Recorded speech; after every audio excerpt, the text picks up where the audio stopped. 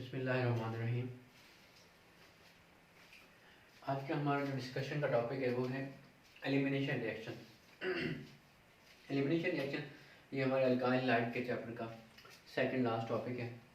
इसके अंदर हम पढ़ेंगे कि एक अल्काइल लाइट से एलिमिनेशन किस तरह से करवाई जाती है और एलिमिनेशन किस चीज़ की करवानी है ये भी हम डिटेल में देखते हैं। सबसे पहले हम इनको डीहाइड्रोहेलोजिनेशन रिएक्शन के नाम से भी जानते हैं। वो किस तरह से कि डी का मतलब यहाँ पे रिमूवल, एक निमोनिक है, जैसे डी का मतलब रिमूवल, हाइड्रो का मतलब हाइड्रोजन, यहाँ पे हेलोजिनेशन से ले लें आप हेलोजन कि ऐसे केमिकल रिएक्शन जिनमें आप हाइड्रोजन और हेलोजन का एक मॉलिक्यूल से या अल्काइल हैलाइड से रिमूवल करवाते हैं उन्हें आप डीहाइड्रोहेलोजिनेशन रिएक्शन कह सकते हैं। दूसरा, they are the reverse of the addition reaction. Addition reaction में हम कोई चीज़ ऐड करवाते हैं और एलिमिनेशन रिएक्शन में हम इसके अंदर से मॉलिक्यूल का इखराज करवा रहे हैं या एलिमिनेट करवा रहे हैं। इस वजह से हम इन्हें अपोजिट या रिवर्स टू एडिशन रिएक्शन कह सकते हैं। दूसरी ये बात कि एडिशन रिएक्शन के अंदर हम पाई बॉन्ड को ब्रेक करवाते थे, मतलब डबल बॉन्ड या ट्रिपल बॉन्ड को ब्रेक करवाते थे, लेकिन एलिमिनेशन रिएक्शन के अंदर हम पाई बॉन्ड की फॉर्मेशन करवाते हैं, डबल बॉन्ड की फॉर्मेशन करवाते हैं, अल्कीन बनाते हैं। इसी वजह से इन्हें आप opposite to the addition reaction भी कह सकते हैं। इसके अंदर हम करते क्या हैं, अल्फा कार्बन हमने कहा ना हमने एलिमिनेशन करवानी है, तो किसकी एलिमिनेशन करवानी है, अल्फा कार्बन से लिविंग ग्रुप या हेलोजन की एलिमिनेशन उसको रिमूव करवाएंगे। और बीटा कार्बन से, दरअसल यहाँ से इसका नाम निकला है, बीटा कार्बन से हमने हाइड्रोजन को रिमूव करवाना है, इसलिए आप इसको एक और नाम से भी जानते हैं, बीटा एलिमिनेशन रिएक्शन का भी इसको नाम देते हैं कि बीटा कार्बन से हाइड्रोजन का रिमूवल होगा, उसकी एलिमिनेशन होगी, तो उसे आप क्या कहेंगे, बीटा एलिमिनेशन रिएक्शन का भी नाम दे सकते हैं। इसमें जनरली क्या होता है, एक अल्काइल हैलाइड रिएक्ट करता है एक स्ट्रॉन्ग बेस के साथ। आपके पास strong base potassium hydroxide, sodium hydroxide हो सकती है, उसके साथ रिएक्ट करेगा in the presence of the alcohol, alcohol की मौजूदगी में, तो आपके पास जो प्रोडक्ट बनेगी वो आपके पास अल्कीन बन जाएगी। देयर आर सम डिफरेंसेस, जैसे हमने कहा था SN1 और SN2 में भी कुछ डिफरेंसेस होते हैं। इसी तरह से E1 और E2 एलिमिनेशन, यूनिमॉलिक्यूलर और बायोमॉलिक्यूलर एलिमिनेशन रिएक्शन में भी कुछ डिफरेंस होते हैं। और ओवरऑल बुक में लिखा हुआ है कि E1 का मैकेनिज्म आपके पास सेम टू सेम SN1 की तरह होता है और E2 का SN2 की तरह होता है। कुछ सिमिलरिटीज़ हैं, कुछ एंड पे डिससिमिलरिटीज़ भी हैं, उनको भी हम पॉइंट आउट करेंगे इंशाल्लाह। पहले E1 और E2 में आपके पास मैकेनिज्म में क्या डिफरेंस होता है वो मैंने आपके सामने कुछ पॉइंट्स की शक्ल में लिखा है। सबसे पहला जो E2, ये जो 2 है इसकी मॉलिक्यूलरिटी को बयान कर रहा है और ये 1 इसकी मॉलिक्यूलरिटी को बयान कर रहा है। मॉलिक्यूलरिटी क्या होती है, किसी भी केमिकल रिएक्शन में एक स्टेप होता है रेट डिटरमाइनिंग स्टेप, जो उसका स्लोएस्ट स्टेप होगा वो उसका रेट डिटरमाइनिंग स्टेप कहलाएगा। रेट डिटरमाइनिंग स्टेप के अंदर जितने मॉलिक्यूल टेक पार्ट करते हैं वो उस रिएक्शन की मॉलिक्यूलरिटी कहलाता है। तो इस रिएक्शन की मॉलिक्यूलरिटी आपके पास 2 होगी, मतलब उसके रेट डिटरमाइनिंग स्टेप में 2 मॉलिक्यूल टेक पार्ट करेंगे, और इसकी 1 होगी, मतलब इसके रेट डिटरमाइनिंग स्टेप में या स्लो स्टेप में 1 मॉलिक्यूल टेक पार्ट करेगा। नेक्स्ट, E2 मैकेनिज्म के अंदर जो सबस्ट्रेट होती है या जो अल्काइल हैलाइड टेक पार्ट करते हैं वो प्राइमरी अल्काइल हैलाइड होते हैं, और E1 के अंदर tertiary alkyl halide take part करते हैं। मतलब अगर आपने एलिमिनेशन करवानी हो, आपके पास टर्शियरी अल्काइल हैलाइड हो और प्राइमरी अल्काइल हैलाइड हो, तो primary will undergo with the E2 mechanism and the tertiary will undergo elimination with the E1 mechanism. Primary क्या होते हैं, अल्फा कार्बन के साथ, वो वाली कार्बन जो फंक्शनल ग्रुप के साथ डायरेक्टली अटैच होती है उसे आप अल्फा कार्बन कहते हैं। अगर अल्फा कार्बन एक कार्बन से डायरेक्टली अटैच हो वो आपके पास प्राइमरी अल्काइल हैलाइड, अगर अल्फा कार्बन किसी भी कार्बन के साथ अटैच ना हो फिर भी आपके पास वो प्राइमरी अल्काइल हैलाइड कहलाएगा। और अगर अल्फा कार्बन 3 कार्बन से 3 अल्काइल ग्रुप से डायरेक्टली अटैच होगी तो उसे आप टर्शियरी अल्काइल हैलाइड का नाम देंगे। नेक्स्ट पॉइंट, जो E2 मैकेनिज्म होगा ये सिंगल स्टेप होगा, E1 आपके पास 2 स्टेप होगा। जिस तरह से हमने SN1 SN2 को याद किया था एज इट इज़, अगर यहाँ 1 है तो यहाँ पे 2 स्टेप होगा। और लास्ट में कि E2 मैकेनिज्म में ट्रांजिशन स्टेट बनती है क्योंकि सिंगल स्टेप केमिकल रिएक्शन होता है, लेकिन E1 में ट्रांजिशन स्टेट नहीं बनती, ये 2 स्टेप केमिकल रिएक्शन होता है। तो बगैर टाइम वेस्ट किए हम इनके मैकेनिज्म की तरफ चलते हैं, इंडिविजुअली 1 बाय 1 देख लेते हैं, हमें इंशाल्लाह ये क्लियर हो जाएगा। तो आपके पास है E2 मैकेनिज्म, ये पॉइंट्स हम उन पे अप्लाई करेंगे तो इजीली समझ आ जाएंगे जल्दी जल्दी। E2 मैकेनिज्म में सबसे पहले सबस्ट्रेट कौन सी लेनी है, हमने प्राइमरी अल्काइल हैलाइड लेनी है। ये आपके सामने एक प्राइमरी अल्काइल हैलाइड है। अगर देखा जाए तो ये हमारा फंक्शनल ग्रुप है और ये जिस फंक्शनल ग्रुप के साथ जो कार्बन होगी इसे आप अल्फा कार्बन कहेंगे। अल्फा कार्बन से जो कार्बन डायरेक्टली अटैच होगी उसे आप बीटा कार्बन कहेंगे। तो हमने क्या करना है, अल्फा कार्बन के ऊपर से लिविंग ग्रुप को लीव करवाना है और बीटा कार्बन के ऊपर से हाइड्रोजन को विड्रॉ करवाना है। तो ये आपके पास हो जाएगी बीटा एलिमिनेशन रिएक्शन। अब E2 मैकेनिज्म है, E2 मैकेनिज्म में हमने प्राइमरी अल्काइल हैलाइड ले लिया। दूसरा ये बाई मॉलिक्यूलर होगा, इसके बारे में बात करते हैं, लेकिन ये क्या होगा, सिंगल स्टेप केमिकल रिएक्शन होगा। एक ही स्टेप के अंदर, जिस तरह से SN2 में एक ही स्टेप के अंदर न्यूक्लियोफाइल आके अटैक करता था और लिविंग ग्रुप लीव करता था, तो न्यूक्लियोफाइल की सब्स्टिट्यूशन हो जाती थी विद द लिविंग ग्रुप। इसके अंदर भी बेस आके यहाँ से हाइड्रोजन को बीटा कार्बन से विड्रॉ कर लेगी और लिविंग ग्रुप लीव कर जाएगा। इस तरह हमारे पास मेन प्रोडक्ट अल्कीन की फॉर्मेशन हो जाएगी। लेकिन यहाँ पे आके बेस हाइड्रोजन को विड्रॉ करेगी। हमने लास्ट टाइम डिस्कशन की थी कि बेस जो है वो प्रोटॉन की तरफ H पॉजिटिव की तरफ अफिनिटी शो करती है, जबकि जो आपके पास न्यूक्लियोफाइल होता है वो, उसको हम डिस्कस करते हैं न्यूक्लियोफिलिक सब्स्टिट्यूशन रिएक्शन में, और वो टूवर्ड्स इलेक्ट्रोफिलिक सेंटर यानी कि कार्बन की तरफ अफिनिटी अपनी शो करता है। तो यहाँ हमने बेस की बात करनी है। लाइक एज आपके पास बेस है, कोई एग्जांपल ले लेते हैं हम, लाइक एज आपके पास OH नेगेटिव है, हाइड्रोक्सल आयन है, इसके ऊपर नेगेटिव चार्ज है, तो ये बेस के तौर पे काम कर सकते हैं। अब ये क्या करेगा, बीटा कार्बन के ऊपर से एक हाइड्रोजन को विड्रॉ करेगा। बीटा कार्बन ये वाला है हमारा, इसके साथ 3 हाइड्रोजन है, कोई भी ये विड्रॉ कर सकता है। लाइक एज मैं कहता हूँ कि इसने क्या किया, इस ये पार्शियल पॉजिटिवली चार्ज हाइड्रोजन है, इसके ऊपर नेगेटिव है, तो ये इसके ऊपर अटैक करके इस हाइड्रोजन को यहाँ से विड्रॉ कर लेगा। नतीजे में क्या होगा, ये वाला जो बॉन्ड होगा ये हाइड्रोजन वाला, क्योंकि हाइड्रोजन इलेक्ट्रॉन यहीं छोड़ के जाएगा क्योंकि हाइड्रोक्सल ने उसको विड्रॉ किया, तो ये वाले जो बॉन्ड होगा ये बॉन्ड यहाँ पे ट्रांसफर हो जाएगा। तो इस कार्बन कार्बन में भी डबल बॉन्ड आ जाएगा। जब इस कार्बन कार्बन में डबल बॉन्ड आएगा, इस कार्बन के साथ 4 से ज़्यादा बॉन्ड बनने लगेंगे, तो नतीजे में यहाँ से लिविंग ग्रुप जो है उसको बॉन्ड तोड़ना पड़ेगा और लिविंग ग्रुप यहाँ से लीव कर जाएगा।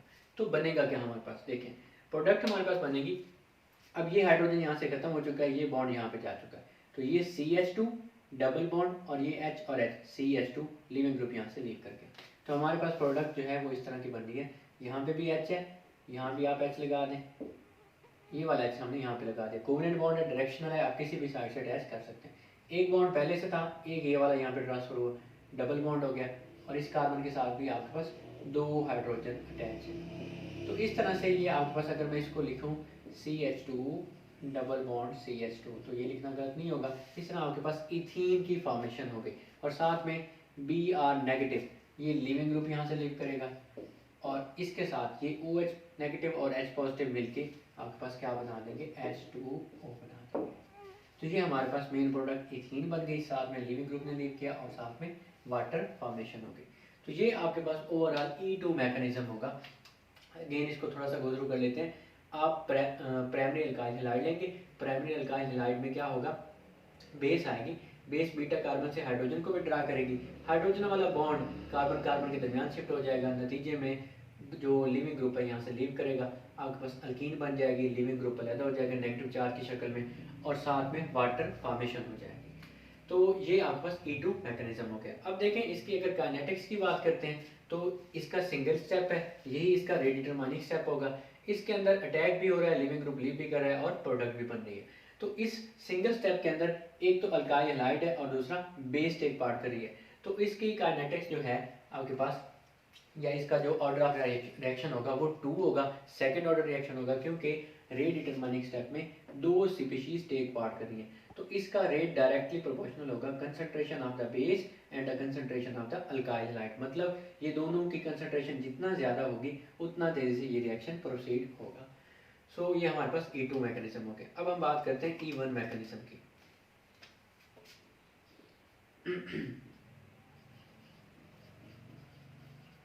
E1 मैकेनिज्म में क्या होता है, हमने उसकी प्रॉपर्टीज पहले लिखी हैं कुछ।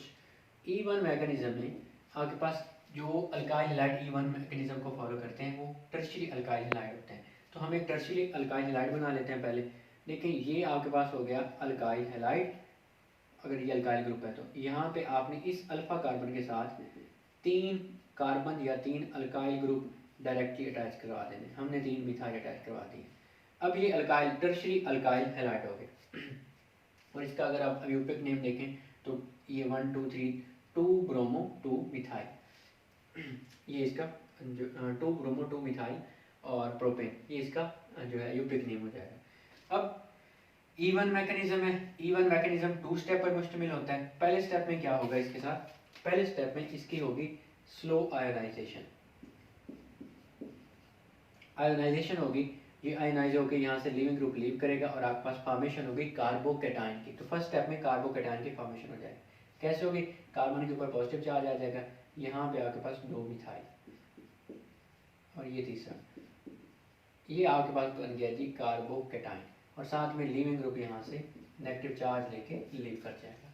अब नेक्स्ट स्टेप में क्या होगा? नेक्स्ट स्टेप के अंदर बेस आएगी और बीटा कार्बन से हाइड्रोजन को विड्रा करेगी। अगर इस मिथाइल को मैं ऐसे ओपन करके लिख देता हूँ, 2 हाइड्रोजन यहाँ पे और 1 हाइड्रोजन यहाँ पे, ये पार्शली पॉजिटिवली चार्ज है और बेस आती है, फॉर एग्जांपल बेस है आपके पास OH नेगेटिव, वो आती है, वो अटैक करेगी बीटा कार्बन के हाइड्रोजन के ऊपर और इसको यहाँ से विड्रा कर लेगी।